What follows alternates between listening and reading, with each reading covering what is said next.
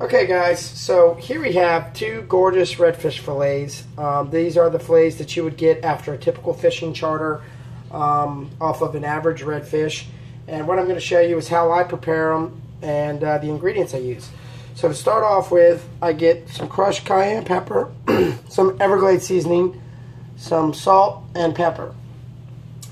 And basically what we're going to do is we have the skin on the fish, and we're going to start by applying the Everglades seasoning here. So I like to apply fairly heavily. It is going on the grill, in case you guys are wondering.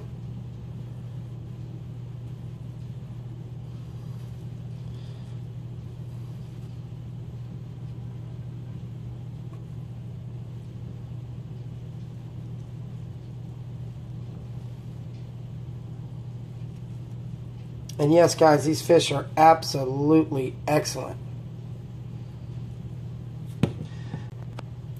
Okay, so after we've applied a generous portion of the Everglades seasoning, we're going to go ahead with the salt. Gently kind of spread it out here across all the fish. And then we're going to go with the pepper. Get on there, sorry.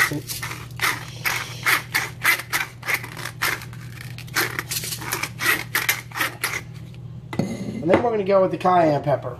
Now, I truly feel like this is what tops this fish off.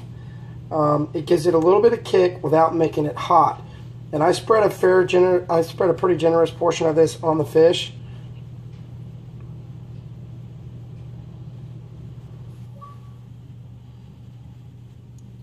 Now keep in mind, after you cook the fish, a lot of this, when you throw it on the grill, is going to fall off, and so it's not quite as much as it looks like.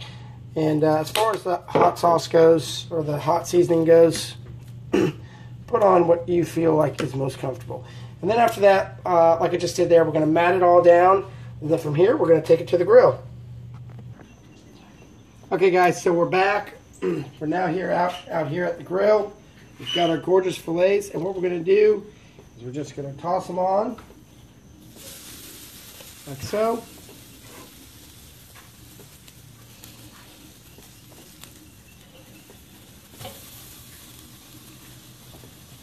And just let them sit there. Now I let it go for approximately 4 to 5 minutes. And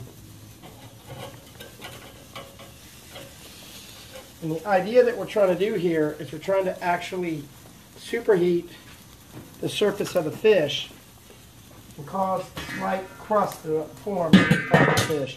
I'm going to put the lid on because it's a little bit hot in there. I want that flame to die down just a little bit. I don't want to burn the fish. I just want to sear it. So we're going to let that cook for about 5 minutes, and then we're going to come back. Okay guys, just stopping back in here for a minute. We've had about 2 minutes go by, and the fish are still on there. And we're going to continue to let it cook and let the top part of that fish sear up, and then we're going to flip it. We'll be back shortly. Okay guys, so we're back. The fish has been on the grill for about 5 minutes. We're going to go ahead and flip it. Pick it up, flip it.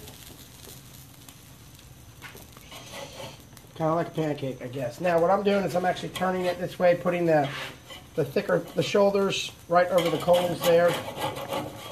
Kind of help it get a little more of the heat. Flip.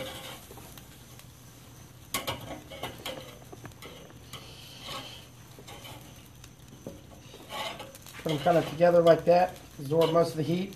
Now, what I've done is I've actually put the thicker shoulders of the fish right over the top of the coals, and then where there's a little bit less heat on the outside, I went ahead and put the thinner part of the fish so that it kind of cooks evenly through.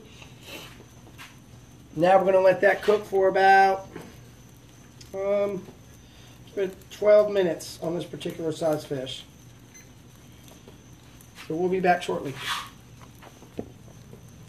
Okay guys, so we're just coming back here. It's been a few minutes. I just want to reiterate, the bulk of the fish is sitting over the heat, and the tail section where the meat's a little bit thinner is actually sitting off the heat, but still over the heat there.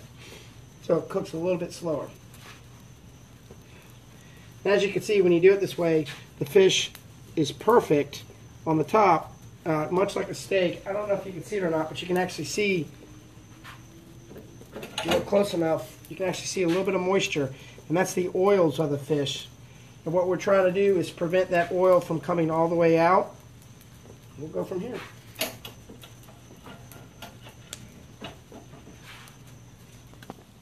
Okay guys, so we're back. It's been 12 minutes, and what we're going to do is what I call the fork test to see if this fish is done. Simply put, take a fork, see here, scoop in, lift up. So that right there will tell you if it's done or not. That looks perfect. That looks perfect. Now if you look closely, you see how the top part looks slightly seared, but the underside, it's hot back there, is cooked perfectly. There you have it. Perfect cooked redfish.